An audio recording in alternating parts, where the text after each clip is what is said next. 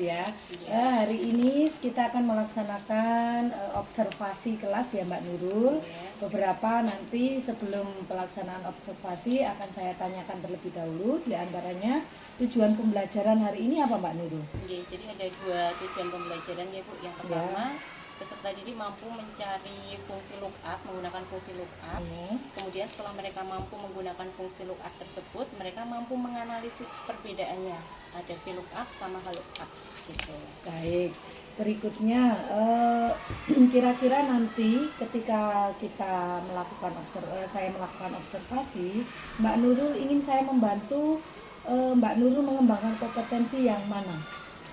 Mungkin itu kompetensi ketika keteraturan suasana kelas gitu. Jadi misal ketika saya menjelaskan dan sebagainya, itu biasanya meskipun kita sudah mengingatkan anak untuk mendengarkan dan sebagainya, tapi masih ada beberapa kelompok, apalagi paling belakang itu masih ramai dan sebagainya. Nah itu mungkin saya perlu untuk ditingkatkan di bagian sana. Baik, berarti nanti yang ingin saya atau Mbak Nurul ingin saya mengamati di bagian keteraturan suasana kelas itu nggih. Baik, berikutnya menurut Mbak Nurul sendiri bagaimana penilaian Mbak Nurul terhadap diri Mbak Nurul terkait dengan penguasaan kompetensi untuk keteraturan suasana belajar tadi? Bagaimana? Jadi penilaian terhadap diri saya sendiri gitu. Iya. Kalau penilaian saya sudah merasa cukup, sudah semaksimal mungkin mengembangkan apa yang sudah saya lakukan kayak gitu. Ya, sudah cukup. Kemudian strategi yang Mbak Nurul persiapkan hari ini? Strateginya ada persiapan untuk media pembelajaran yang bervariatif. Di sana ada tadinya saya menggunakan Padlet untuk mengetahui emosi siswa. Jadi kayak sebelum kita melakukan pembelajaran, lebih dulu untuk mengetahui apa sih yang sudah mereka rasakan. Terus juga menyiapkan modul yang berdiferensiasi seperti itu. Baik. Kemudian harapan dari observasi yang akan kita lakukan bersama hari ini, harapannya? Kalau untuk harapannya jelas ya Bu, semoga nantinya ada peningkatan terkait dengan pembelajaran yang telah dilakukan, ada peningkatan kompetensi baik itu profesional dari saya, pedagogiknya, kemudian juga khususnya untuk keteraturan kelas itu. Baik, itu saja saya rasa cukup. Nanti segera kita lakukan observasi di kelas. Itu Mbak Nurul, terima kasih. Assalamualaikum warahmatullahi wabarakatuh. Waalaikumsalam warahmatullahi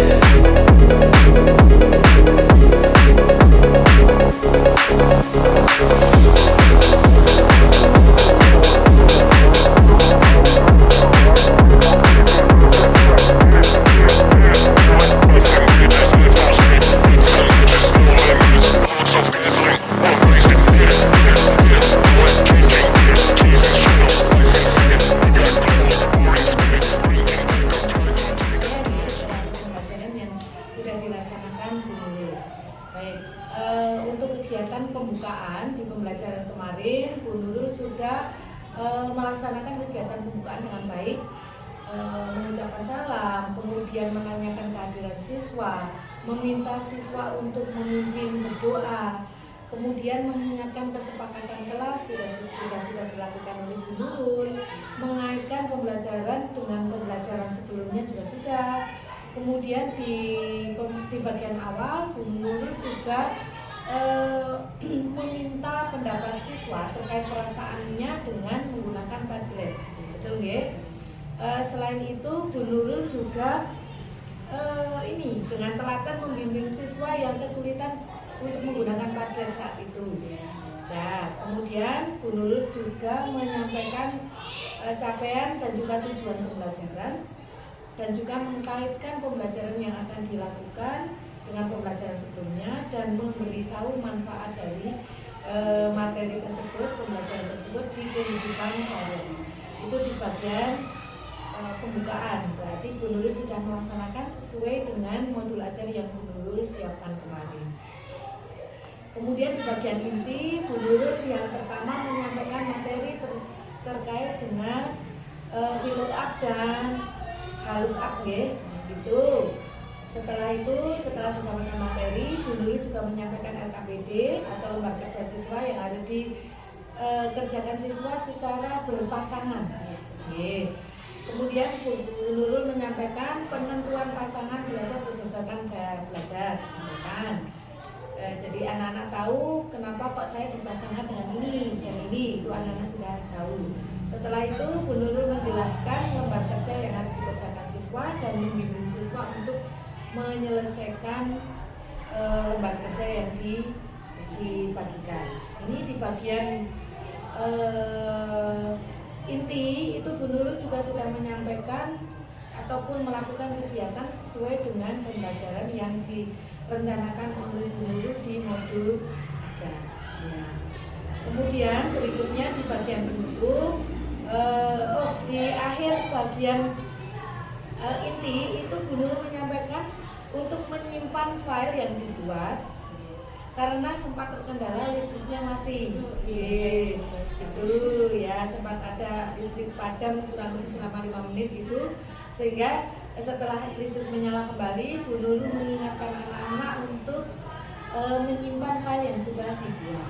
Sehingga jika ada terkendala listrik mati lagi, anak-anak masih memiliki file tersebut gitu. Selanjutnya di bagian penutup secara klasikal Bu Nurul sudah melakukan refleksi bersama dengan anak-anak, kemudian memberi umpan balik yang positif terhadap anak-anak. Di kegiatan pembelajaran juga ketika anak-anak melakukan kegiatan bertanya, menjawab pertanyaan juga Bu Nurul sudah memberikan umpan balik yang positif. Begitu di bagian pembelajaran di akhir, Bu Nurul juga mengingatkan anak-anak untuk merapikan kelas ketika anak-anak akan kembali ke kelas masing-masing, karena ini di pembelajarannya di laboratoriumnya. Itu yang bisa saya sampaikan untuk hasil pengamatan saya. Jadi berdasarkan pengamatan saya tadi, pada saat pembukaan Bu Nurul sudah sesuai dengan apa yang direncanakan. Kemudian di bagian inti juga sudah sesuai. Nah, ada sedikit yang menjadi catatan saya, yang ini istilahnya kalau menurut saya ini kelebihan dari pembelajaran yang dilakukan oleh guru. Target perilaku sudah muncul sesuai dengan modul ajar yang dibuat. Target perilaku di situ sudah muncul. Berikutnya juga yang kedua, guru melakukan kegiatan pembelajaran dengan rapi dan runtut. Jadi dilakukan dengan rapi begitu, sehingga anak-anak bisa seperti tadi yang disampaikan Bu Nurul, kalau di awal itu hanya 75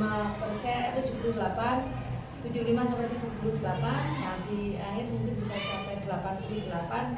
Itu saya lihat memang pembelajaran sudah berjalan dengan baik, rapi dan tuntun. Itu kemudian menurut pendapat Bu Nurul setelah mendengar apa yang saya sampaikan, apakah setuju atau ada beberapa yang tidak sesuai dengan yang dilaksanakan oleh Bu Nurul saat itu? Alhamdulillah itu sependapat dengan yang saya lakukan juga. Tapi mungkin ada itu Bu, karena saya melakukan anak berdasarkan gaya belajar. Oke, saat mereka mengerjakan itu mereka bisa melaksanakannya optimal. Karena itu tadi mereka merasa lebih sefrekuensi. Tapi ketika disuruh mengkomunikasikan presentasi Bu, nah itu kan ternyata ada beberapa anak mungkin yang memang dia bukan gaya belajarnya yang bukan auditori mungkin nah itu agak sedikit perlu untuk diperhatikan gitu. Baik, berarti berdasarkan yang dirasakan oleh Bu Nurul juga itu ketika mengkomunikasikan anak-anak merasa kesulitan karena mungkin tidak sesuai dengan gaya belajar mereka. Nah, oke, baiklah. Menurut Bu Nurul, berarti yang masih perlu dikembangkan dari kegiatan pembelajaran ini kan baru mencapai 88 lah, berarti kan Bu Nurul masih ada target sampai ke mungkin 90 atau 95 bahkan. Nah, apa mungkin yang masih bisa dikembangkan oleh Bu Nurul? Mungkin itu mungkin karena saya berdasarkan gaya belajar, berarti ketika anak kita nggak hanya menilai dari presentasinya juga, tapi mungkin ada opsi lain yang visual itu nggak harus mempresentasikan dalam bentuk presentasi biasa gitu. Mungkin mereka bisa mempresentasikannya dalam bentuk hasil yang mereka peroleh di Excel itu loh, ditampilkan di aja, jadi nggak yang gamblang menjelaskan secara detail gitu. Secara lisan begitu nggih. Ya. Bisa ditampilkan gambar yang mereka sudah mungkin kayak gitu. Jadi nggak, mereka tetap terfasilitasi biar belajarnya gitu. Baik, itu dari segi produk ya. Berarti produk Bu Nurul tadi menyampaikan untuk anak-anak yang auditori mungkin mereka bisa dengan mudah untuk berkomunikasi dengan lisan, menyampaikan hasil kerja mereka dengan lisan. Sementara untuk anak-anak yang visual mungkin mereka akan kesulitan, makanya Bu Nurul nanti mengantisipasi dengan hanya menempel produk hasil diskusi mereka. Atau mungkin bisa ditampilkan di layar. Ditampilkan di layar. Tidak pakai flash ditampilkan di layar juga bisa. Oh ya, nggih. Tidak dengan mempresentasikan secara lisan ya. Baik.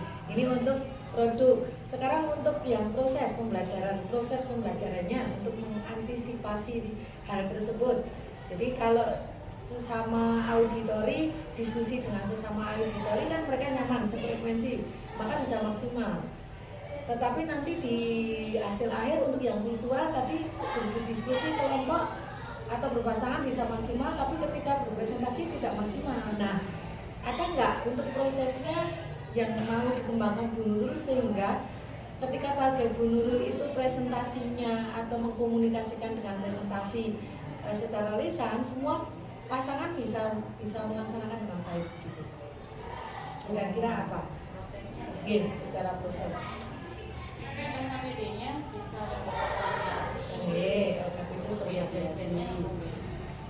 KPD bervariasi. Selain KPD bervariasi, untuk pengelompokan anak memungkinkan nggak kalau pengelompokan anak itu pasangannya bervariasi gitu? Betul. Ternyata kalau hanya dikelompokkan berdasarkan satu gaya belajar, nah itu mana nantinya kan ceritanya di akhir tadi jadi mungkin bisa ketika pengelompokan itu tidak hanya satu gaya belajar, tapi bisa divariasi untuk ini ya, untuk apa namanya, secara berpasangannya di change gitu, dipindah ya. Baik, itu nanti yang akan dilakukan dulu untuk mengembangkan apa namanya pembelajaran dulu ketika mengantisipasi kekurangan-kekurangan yang dimiliki oleh guru. Jadi kekurangan yang dilakukan di situ guru dijadikan sebagai kekuatan justru. Jadi anak yang apa namanya lebih cenderung ke visual ya dia bisa membuat gambarannya yang lebih bagus. Tetapi anak yang auditori, anak yang kinestetik, anak yang bisa untuk menyampaikan secara langsung, mempresentasikan secara langsung, itu mereka bisa mengembangkan potensi mereka di situ. Jadi di variasi pengelompokannya, gitu ya. Baik, berikutnya sekarang untuk rencana tindak lanjut. Tadi kan sudah disampaikan Bu Nurul mau mencoba untuk memvariasikan baik produk maupun proses. Nah, kira-kira dari rencana yang akan dilakukan oleh Bu Nurul ini kapan akan dilaksanakan? Dilaksanakannya ya.